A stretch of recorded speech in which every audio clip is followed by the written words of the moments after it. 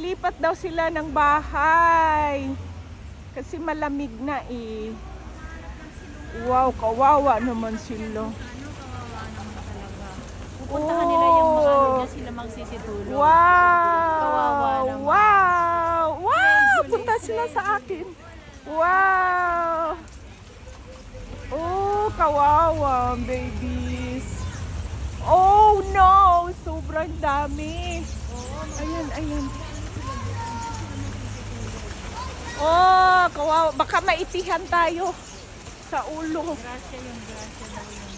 Ay, grasya. Maligo tayo uli. Super dami. Sa Alsace-Lorraine to, guys. Kay tita na place. Tita Esme. Shout out, Tita Esme. Ayan oh, ang may-ari. Oh, ang ganda nila, tita.